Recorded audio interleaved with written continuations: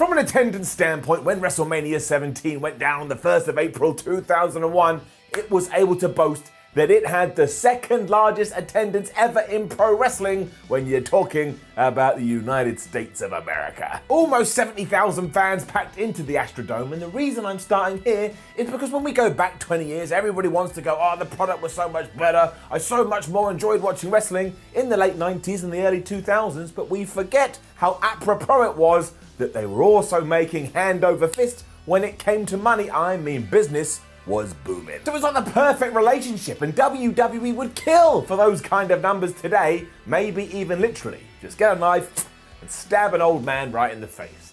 Away we go. The other point though is that, yeah, when you do sit down to watch this, there's not really one bad match. I mean, there is, but in terms of an event from start to finish, this ticks every single one of your boxes. And surely it's got to be considered the greatest WrestleMania ever, but you can go outside of that too and actually make the argument that maybe it's one of the best shows, events, pay-per-views that WWE has ever produced. There'll be a counterpoint, but it needs to be in the chat. Despite all of that though, there was only one huge piece of news that everybody wanted to discuss after the fact, and that is that Stone Cold Steve Austin, the greatest babyface of the modern era, had turned his back on the light side, he joined the dark side, and he was now a dastardly heel. Somewhat ironically, on a night that did shatter financial records, it was this decision that kind of sent numbers going in the opposite direction, even though when it was said and done, you could probably go out there and say, well, I don't actually think he became a jackass at all, because the Texas fans, the hometown hero, they were so into Stone Cold Steve Austin,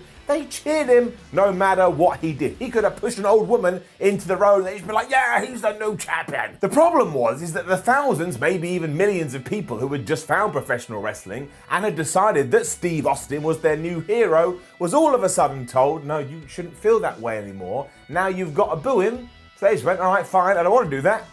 They turned off. It was even more dark because in the build to Stone Cold Steve Austin versus The Rock, which of course was the main event of this WrestleMania, it was painfully obvious what direction World Wrestling Entertainment, or the World Wrestling Federation as it was then, should go in. If Austin was seen, people went, wow, hey. And when The Rock was seen, everybody went, boo, boo, we hate you, you mainstream dick. I mean, WWE even went out of their way to confiscate signs if they saw one on a Raw or whatever, because they didn't want any hatred towards The Rock. And yeah, just to ground you in 2001, it's so funny. This happened 1 week after Vince McMahon had bought World Championship Wrestling. How the hell did we all cope in April 2001? We've already talked about that on the Survivor Series 2001 Retro Ups and Downs, so go and check that out when we're done here. Come on now. And just to give you another piece of news, it was also around this time when Shawn Michaels finally vanished from WWE because he just couldn't get his personal problems in check, and we wouldn't see him for around about another year and a half. Anywho, that's where we were at, so let's all get ready to up those downs for what has to be considered a true moment in pro wrestling history. It's WrestleMania 17 or WrestleMania X7. I don't care. Let's up those downs. The opening shot of this is just the best thing ever. It's better than pizza, it's better than losing your virginity, it's better than free money, because you just see a sea of people absolutely losing their minds. I mean, they are so frenzied because they're so excited and so happy they get to be at a WrestleMania. And I started to think, man, I need to build a time machine and I need to go back to this WrestleMania just so I can be a part of it. I just think the world was so ready for this to be a great event that you could have wheeled a couple of turtles out there and told them to have a wrestling match, and everyone after would be like, oh, it was a 5-star turtle match. I mean, even the chemistry between Jim Ross and Paul Heyman is fire. A lot of this is perfect. Instead of those turtles though, we got William Regal versus Chris Jericho, and while it's not the best opening match you're ever going to see in your life, I was having such an enjoyable ride. Because even if Chris Jericho moved a foot, fans went, oh, he moved his foot, this is brilliant. And soon after, he was diving over the top rope onto William Regal anyway, which kind of makes you go, the more things change, the more they stay the same. Just suicide dives now are way too common. The whole story here was that Regal had wrecked Y2J's shoulder on SmackDown, so he was now going after that body part. And let's just take a moment to appreciate how good William Regal is. For one, he just looks so good in the ring, like he's actually whooping your ass. And two, he has the best facial expressions ever. Like if you do something to him, he doesn't like it, kind of goes, and you laugh, and you don't really understand why. Given what this night was designed to do though, it was Chris Jericho that retained his Intercontinental Championship after the Lion Salt, and And the only real shame here is it only went about 7 minutes, but on the flip side, that made the whole thing feel pacey. And look, we're all gearing towards that main event anyway. I actually think this was smart. It gets it up. Shane McMahon was then shown arriving backstage, and he honestly looks like he's just been born. I tell you, time and age, they just come from nowhere, and they absolutely whoop you behind. And then we had that really good joke when the APA were in their office where they built a door that anyone that goes into said office just goes round the door. I laugh every time. Not really sure why we had this segment with Bradshaw, Farouk and Jacqueline either, except for the fact that Bradshaw was just going, Texas is the best place on the planet, because I presume he just wanted a massive pop when he walked out there. And that's exactly what it tied into, because then we were going to get Ape and Taz taking on the right to censor. Now, hands up if you thought, well, there's no way Simon Miller is going to be able to find any downs in this show. Put your stupid hand down, you're wrong, because I cannot stand, and I mean this from the bottom of my heart, the bottom of my gut, the bottom of my toes, I cannot stand right to censor's stupid entrance music, which is just an alarm going off constantly like,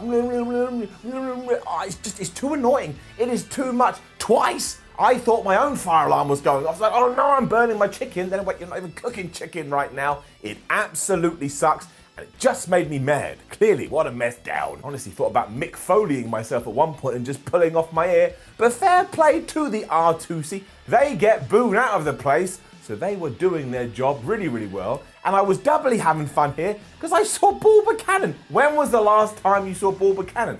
Also, he was way more agile than I realized. He looks like a big dude. And at one point, he just jumped up on the top rope like it was nothing. I have climbed up on that top rope. It is terrifying. I also don't think our friend Bull understood the gimmick, because whereas the Good Father and Stevie Richards and Val Venus were all stern-faced like, oh, nobody should be having any fun, Bull Buchanan is just smiling the whole time like he can't believe he's at WrestleMania 17. Who knew that I would wake up on this day and become a massive fan of Bull Buchanan? I am. Jacqueline also kept getting involved, and I'm pretty sure nobody who was actually officially participating in this match thought there were any rules, because it was just crazy brawling for around 4 minutes. But that also worked because WrestleMania X7 or 17 is basically a variety show. Whoever put this card together, I guess Vince McMahon and his friends, sat down and they thought about ways to just change it up constantly. I thought it worked a treat. It eventually ended when Bradshaw gave the Good Father one of his clotheslines from hell, and we've talked about them before. I tell you, nobody wants to take that, and the fans were so happy because, again, they just wanted to see right to censor essentially be killed. I would take your argument if you said placing this second on the show kind of upset the momentum a little bit, but look, it's over faster than a new Mojo Rawley character appearing on TV. You can't stay mad at that.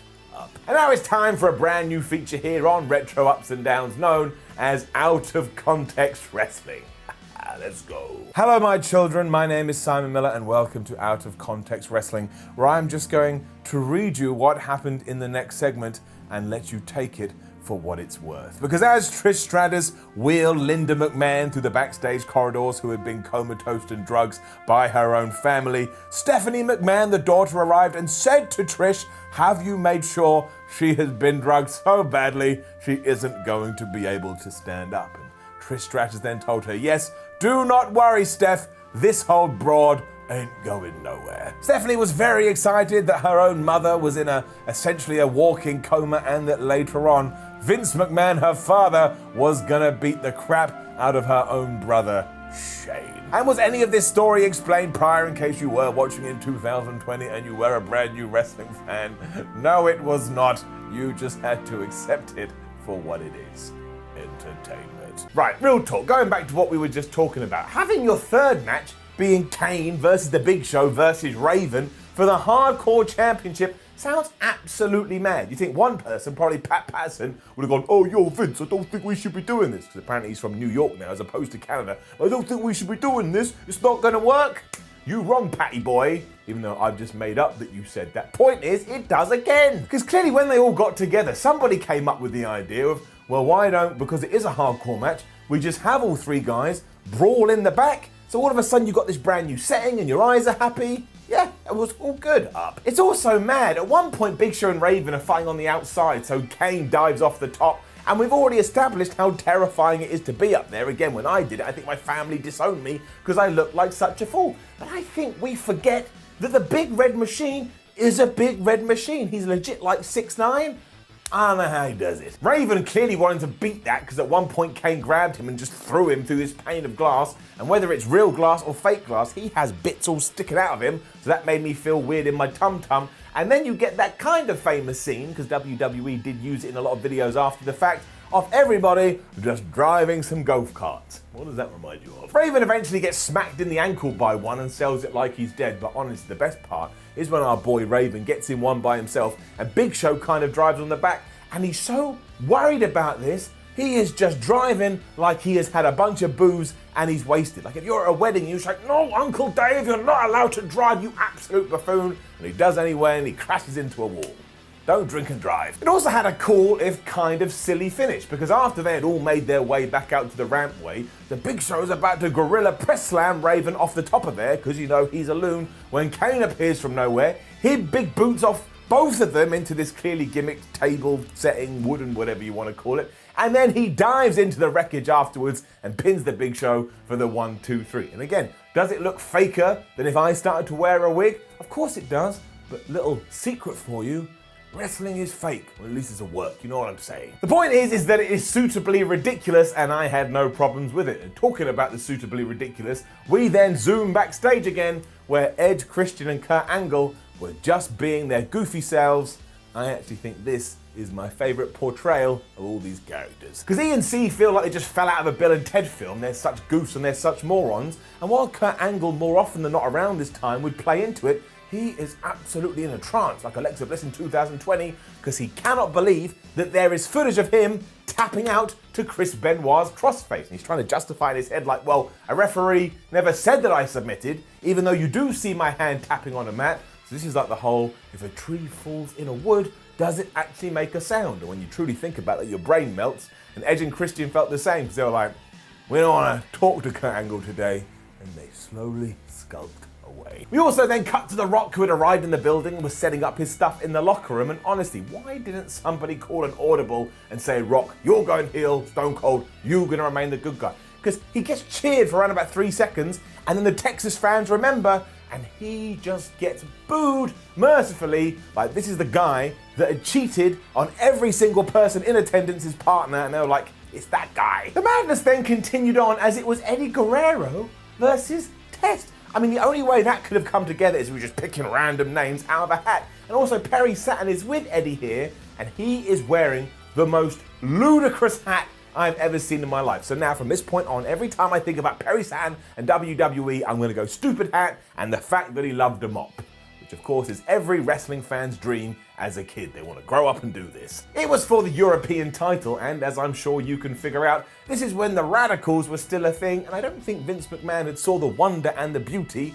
of Eddie Guerrero, because again, here it's April 2001. Those guys debuted in January 2000, and it was still going to be a while until Latino Heat made his way up the card. But the true great thing here is that Test is a giant, Eddie Guerrero is not, and yet somehow Eddie still makes you believe.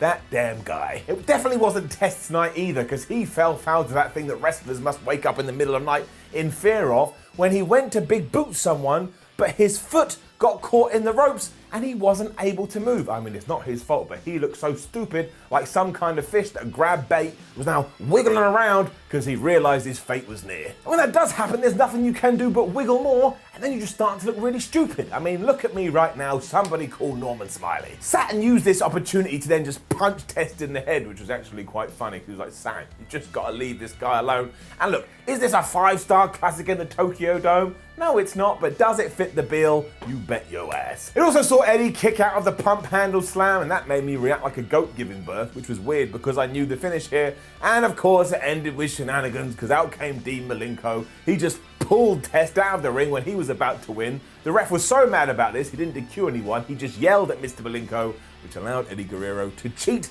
by using the title, become the champion, and pin Test for that 3 count. My major takeaway from this is that there are very few things I'm actually going to get mad at when Eddie Guerrero is involved.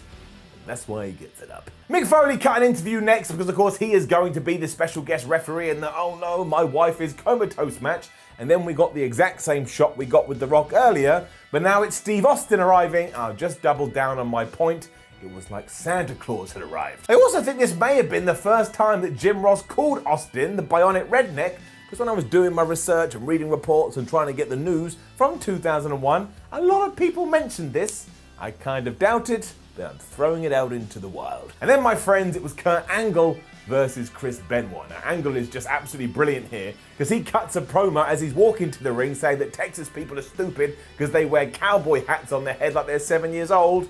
And what a look into the future that is, because of course a few months later, that's exactly what the Olympic gold medalist would be doing. This was all set up too to focus on the fact that each competitor and each opponent felt absolutely personally insulted that they had indeed tapped out to the other's finishing move. Now, in other retro ups and downs, I've talked about my feelings on Chris Benoit, so I won't go on it here again. I would just implore you to watch that. But in terms of a wrestling match, this was pretty damn incredible. I mean, if you want to show something to a non-fan and try to get them to believe that sports entertainment is real fighting competition, you should probably show them the first 5 minutes of this. I mean, they are grappling and they are fighting and they are throwing strikes. At one point, even I was like, wait a minute, have I got professional wrestling wrong? Because of course, I'm a bald asshole and a bald moron. As it turns out, I was being worked. When Angle realised he was losing too, he just grabbed Benoit and chucked him into the steel steps before suplexing him around the place. And I genuinely think if you had surveyed every single person in attendance, they were like, we don't want to see wrestling and grappling. It sounds crap. We want to see shenanigans. And while we did get there later, they just built this so well, everybody would have changed their opinion. The only real point of contention is the ref bump you get towards the end of the match, because it kind of ties into what WWE does all the time now, which is 50-50 booking. Because up to that point, this really does feel like a legit war. And as soon as Jack Doan went flying, you're like, oh man, I forgot I'm watching a stupid rinky-dink pro wrestling match. But is that really a problem? It is a stupid rinky-dink pro wrestling match. Only you can make this decision, but it was done for one very specific reason, and that's because at this very moment, if you can believe it, Benoit did apply the crossface, and there's Kurt Angle tapping out again. But the referee, that moron, is on the floor going, oh, my head, I don't know what's going on. And of course, we did all that because Angle was going to win the match proper, but we have to keep everybody strong. Now, look, fair play to WWE. These two guys would go on to fight after WrestleMania, so I suppose this justified it. But there's just a little something you can argue about, especially because Kurt Angle only won here by booting Chris Benoit in the balls and then using the most devastating move in all of sports entertainment, the surprise roll-up, with the addition of holding the tights. All of this also meant that Benoit kicked out the Angle Slam because, you know, everything that we've just talked about. And maybe WWE went one step too far, because then Kurt Angle was in the back cutting an interview when Benoit attacked him again, put him in the crossface, and Kurt was tapping out. And I was like, all right, I get it. At this point, WWE would have been better served just holding a sign going, please don't think Chris Benoit is a bad wrestler. That would have been a solve. But really, you can't be that down on this when it comes to what they did in the ring, and even if they did it in 2020, it would likely be getting rave reviews.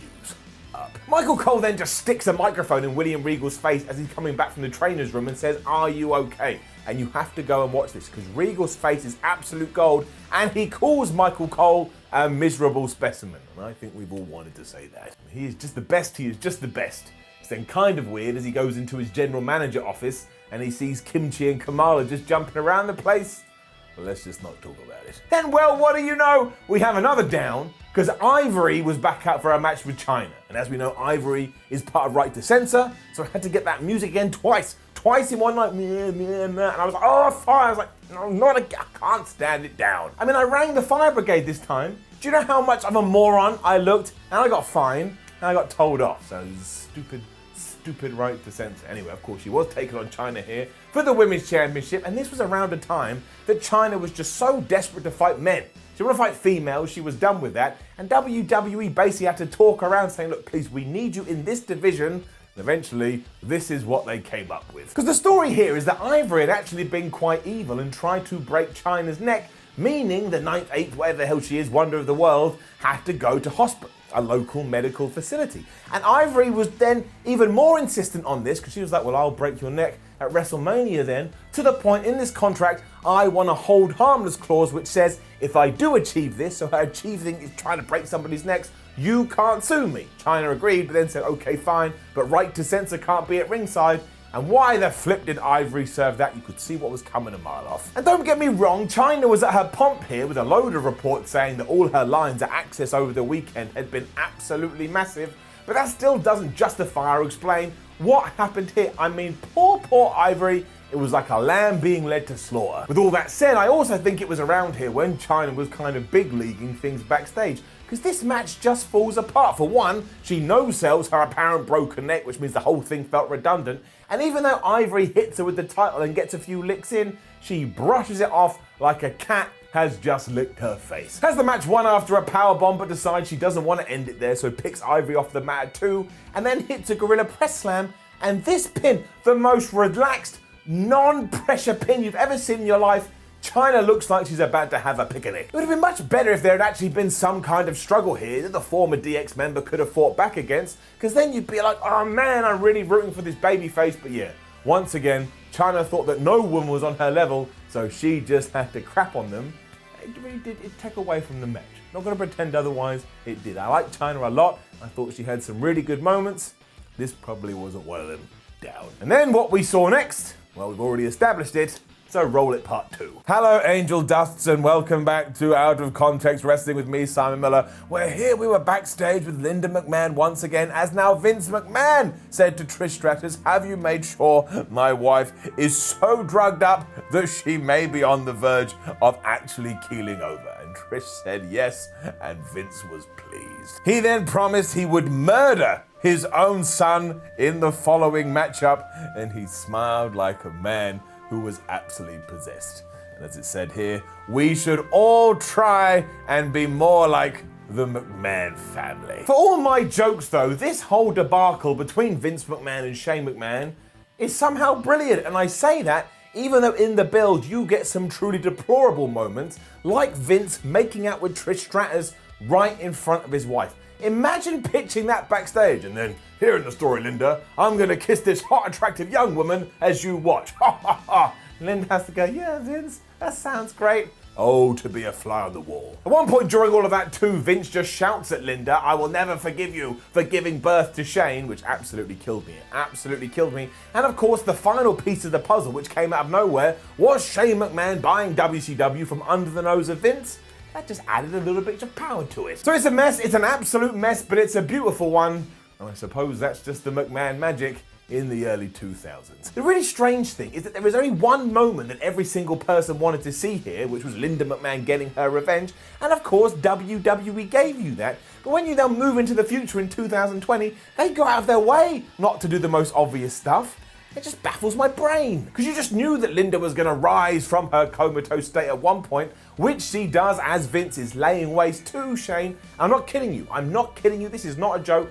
Go and watch this. The pop that Linda McMahon gets is one of the biggest you will ever hear, especially when she just rams Vince right in the balls. Somehow the match is an absolutely wild ride too. I mean, it's so early in Shane's in-ring career, he's still coming out to no chance in hell, and making sure that Mick Foley was a special guest referee is really smart, because not only does it add a sense of credibility to the whole thing, but fans are just so happy they get to see him. There's even a taste of things to come as the younger McMahon shouts out the WCW guys who are in the skybox miles and miles away. And boy howdy, should we have known what was round the corner. The WWE Universe boos the shit out of them because they've been conditioned to think that World Championship Wrestling equals pieces of crap. And because we were having this scrap as well as now a bunch of WCW guys under contract, there was an idea here to actually include them. They were going to do a run-in until flippin' Sean Stasiak, or Meat, had to go run his stupid mouth. He couldn't keep it shut and let all of this be revealed during an interview in the days before WrestleMania, and it annoyed Vince McMahon so much he went, well, that's it, I'm turning the car around, now you guys get nothing. You're such an idiot, Meat, you suck. Otherwise, yeah, it's great. I mean, it's not a classic in the traditional sense, and every single Vince McMahon punch looks about as impactful as a sandwich. I just don't think you can't enjoy this. It's Attitude Era done right, and the finishing shot of Shane McMahon just jumping and doing the Van Terminator as Vince has a trash can in front of his face, well, that is some poetic justice. And you see Trish Stratus go good and she beats up Stephanie McMahon. It's like they just wanted to give you every single payoff you could imagine, and fair play to Vinnie Mac. Honestly, he knew his role, he knew he was the villain, he knew he had to get his comeuppance, and he gets whooped from every single angle. So it's just WWE nonsense done right, but I didn't expect to be this into it almost 20 years later, and damn it I was giving it up. If that wasn't enough, what followed is the now legendary TLC match between Edge and Christian Dudley boys and the Harley boys. I mean, what am I meant to do other than the obvious? Golden up. Put together to ensure that these guys did steal the show and forever have their names in fans' brains, you could actually say that this raised the bar too high. Because it's so crazy, it's so nuts, there's so much violence, there's so much carnage. Wrestlers for years, even now, would try to think of ways to top it. I'm not 100% sure they have. Much in the same way Mick Foley just ruined Hell in a Cell matches, it's exactly the same here, especially that spear on Jeff Hardy by Edge while he's climbed a flipping ladder and Jeff Hardy is hanging from the stupid title belt. I mean, I watched it about 10 times here, even though I've seen it about 1,000 already. I don't know how they both just didn't die, especially how Jeff Hardy hits the mat. He crumples up like a piece of paper. Lita, Rhino, Spike Dudley also adds loads to this match. I think they really are vastly underrated in terms of their roles here. Because I mean, Lita gets 3D'd through a table, it looks horrible, and Spike Dudley gets absolutely ruined, and really the only person that kind of survives is Rhino, but that ties directly into the finish. Because the man-piece puts Captain Charisma on his shoulders so he's able to climb the ladder faster and retrieve the titles. And also do not forget, minutes prior to this, Matt Hardy and Bubba Ray Dudley have just had the most horrific fall off a ladder through around about 54,792 tables. How are they all still walking? So it's basically just a moving car wreck, but it's evolutionary and it's revolutionary. If you call yourself a wrestling fan and you haven't seen it, you've got to change this today. I still can't get my head around it. I never will. Just a round of applause to all of you guys. You turned yourself into legends and you turned yourself into heroes. And now it's hard for me to know what to do.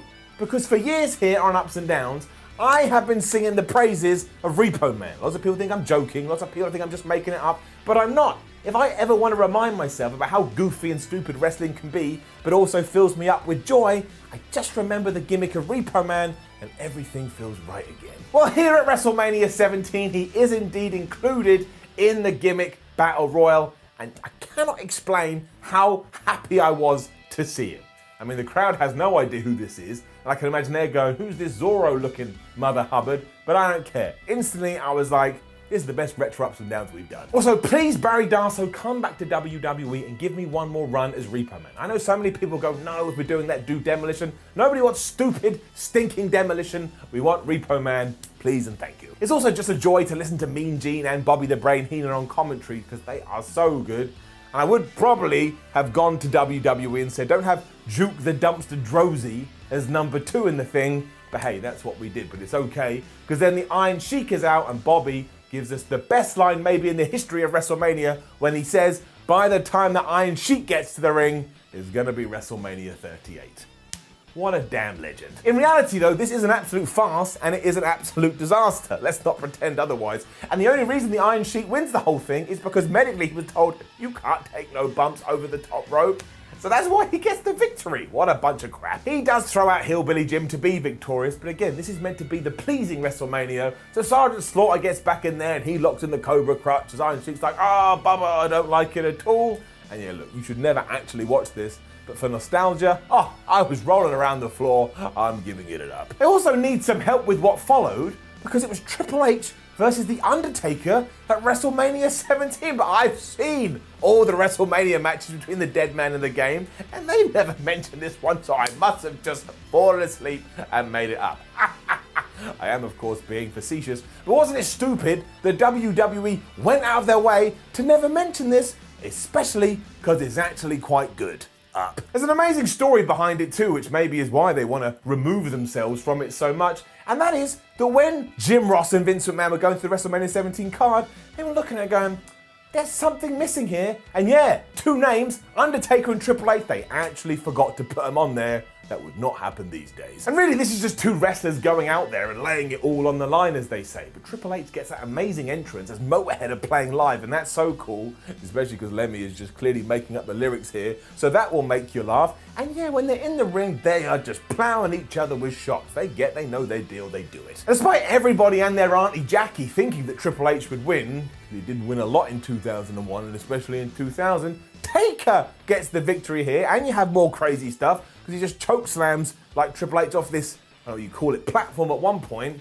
and once again it's into a gimmicked floor, but it looked good. And if it looked good, who cares? Not even the sledgehammer could help Hunter, because he smashes Taker with this, but we know that the dead man has an extra 10 MP points at WrestleMania. So he turns it around, he hits the last ride, he gets the 1, 2, 3. The crowd cheer him like he's like the biggest star they've ever seen. I don't know why this isn't talked about more. I had a really good time. We then need to break our system. I mean, it does happen. Sometimes Dave Meltzer gives things 14.29 stars, right? It was a 5-star scale, but if he can do it, so can I. So The Rock versus Stone Cold Steve Austin for the WWF title. It doesn't just get an up, it gets a golden up, which is the second golden up in this damn video, which makes no sense, but I can't help it. I love this so much. It was basically my everything when I was an idiotic child, and the opening video package vignette for this is just the best. I mean, it ties everything into that interview that Jim Ross had done with both guys, and it feels real, and Limp Bizkit going, yeah, come on, my way. Give you chills. You've also got wrestlers that you can vote on depending on your desires, a championship that feels more important than your nan. At one point, The Rock is bleeding like a stuffed pig, which is doubly funny, because now if you do watch it, you actually see Earl Hebner just handing the blade. You're like, wait, how did I not see that 20 years ago? But I don't care, because it's just electric, the irony. I suppose the only thing we need to get into properly is the heel turn that ends the match, because it's not really a heel turn. Like I've already said, nobody in the crowd sees it this way, but if you're at home, like I was, Jim Ross and Paul Heyman are selling like, oh my gosh, he's now become the devil. So there is this really weird disconnect. But let's face it though, seeing Stone Cold and Vince McMahon, who does come to the ring and give the rattlesnake a chair to wallop on The Rock for a while, that relationship as buddies just doesn't work because they've been through too much. I remember that episode of Raw when Austin said he was going to kill Vince McMahon, but apparently they were able to get past it. It's also so bizarre because even when Rock was back to his feet, people in the venue were like, he was still getting booed for a long ass time. But ultimately, let's move past all that. Let's focus on the actual nitty gritty of the match itself. And it all depends on what you preferred more. Do you like this one? Do you like WrestleMania 15? Do you like WrestleMania 19? It's all going to depend on your mood. But yeah, I can't get enough of this. I don't know why. It feels like everything in the Attitude Era had just been shrunk down in a box and handed to you on your birthday. So I think this is really special. Again, arguably the peak of the Attitude Era. And given that we are now 19 years on and I still feel this way, it ain't ever gonna change. Before we do end, I shall give you those Dave Meltzer star ratings, and in case you ever sees this, I'm only joking. I enjoy your work immensely. Jericho versus Regal got 2 stars. The AP and Taz versus Right to Censor got half a star. Kane versus Raven versus Show got 1 3/4. A little bit harsh. Eddie versus Test got 2 1/4 stars. Angle versus Benoit got 4.5 stars. China versus Ivory got -1 star. Flubbed it right up. Shane versus Vince got 3 stars. The TLC match got 4 3/4 stars. The gimmick battle royal got a dud. Yeah, right, whatever you're talking about. Taker versus Triple H got 3.5 stars. And that main event between Austin and The Rock got 4.5 stars. And there we go. Poof, we've definitely broken a record there. But WrestleMania 17, there was always going to be a hell of a lot to talk about. One of the greatest events in all of professional wrestling ever. Just getting it up. Now, don't forget to leave a comment below and let us know what you thought about WrestleMania 17. We've got to get in there nitty gritty. Like the video, share the video, subscribe to the channel. Head over to WhatCulture.com, read yourself some articles, follow WhatCulture on Twitter, WhatCulture WWE, and watch more videos here on WhatCulture Wrestling. My name is Simon for WhatCulture. Thank you very much for watching. That's another episode of Retro Ups and Downs.